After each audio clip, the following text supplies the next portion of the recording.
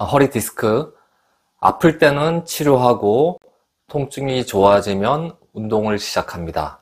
아플 때는 자꾸 운동을 하려고 하고 통증이 좋아지면 운동을 하지 않는 분들이 너무 많으세요. 파열된 디스크의 내부는 금이 가고 불안정한 상태입니다. 디스크가 채 안정되기 전에 성급하게 운동을 시작하면 디스크가 2차 파열될 가능성이 매우 높습니다. 그러니까 아플 때는 치료에 집중하고 통증이 좋아지면 유산소 운동부터 서서히 시작하시면 좋겠습니다. 선수촌병원 이동엽 원장이었습니다.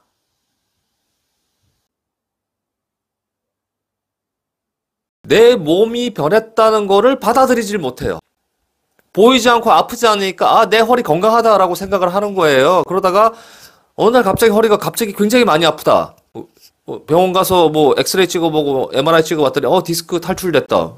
도대체 내가 왜 이런 일이 생기냐? 받아들이질 못해. 그러면서 딱 생각하는 게 내가 운동을 안 해서 그런가 보다. 운동해야겠다. 여기서 문제가 뭐냐? 20대 30대 디스크에 문제가 없을 때 했던 운동을 지금 약해지고 딱딱해지고 크랙이 생기고 조각이 탈출된 이런 약한 디스크에 똑같이 때려버리는 거예요. 그러면 그 디스크를 견디겠습니까?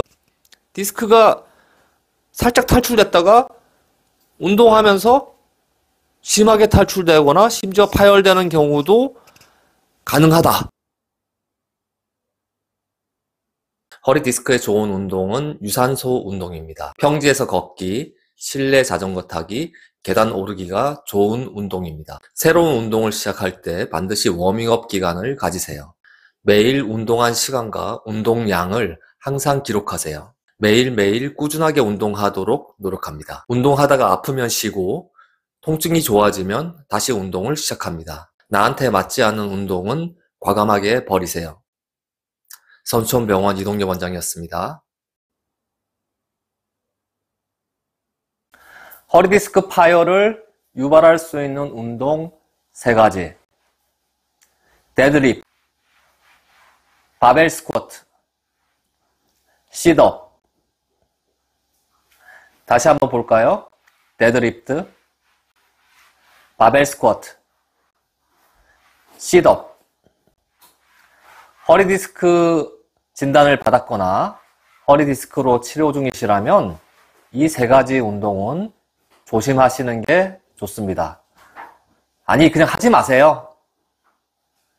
선수촌병원 이동엽 원장이었습니다.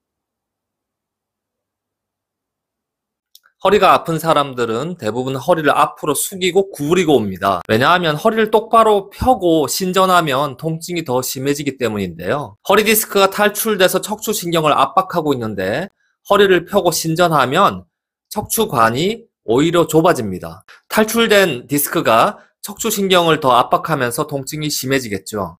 반면 허리를 앞으로 숙이면 척추관이 자연히 넓어지거든요. 탈출된 디스크와 척추신경 사이에 유격이 생기고 통증이 자연히 완화됩니다. 허리 디스크가 탈출돼서 통증을 느끼고 있고 현재 치료 중이라면 신전 운동은 피하는 게 좋습니다. 신전 운동을 하면 척추신경이 오히려 더 자극되기 때문입니다. 치료로 통증이 좋아지고 2, 3개월 더 지나면 탈출된 디스크가 자연히 흡수되는데요. 신전 운동은 이때부터 서서히 시작하시는 게 좋습니다. 선수촌병원 이동엽 원장이었습니다. 거꾸리는 거꾸로 매달려서 본인의 체중을 이용하여 중력으로 척추를 견인해주는 운동입니다. 견인은 허리 디스크 물리치료에 기본적으로 시행하는 치료입니다. 따라서 조심해서 거꾸리 운동을 하시면 허리 디스크 치료에 도움이 됩니다.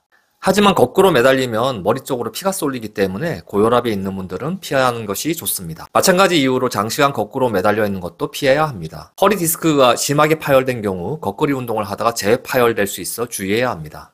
허리 디스크에 척추 분리증, 척추 불안정증 또는 전방전이증이 동반된 경우 거꾸리 운동은 가급적 피하는 것이 좋습니다.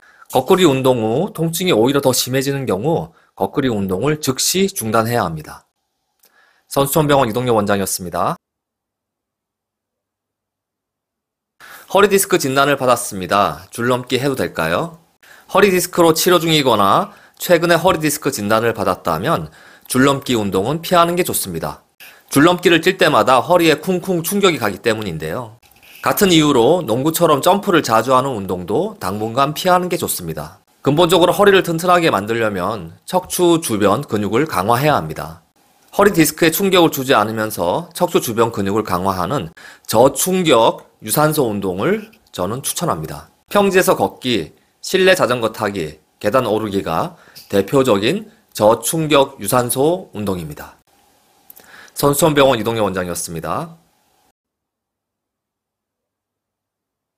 탈출되거나 파열된 허리 디스크의 내부는 딱딱하고 금이 가고 조각이 떨어져서 돌아다니는 상태입니다.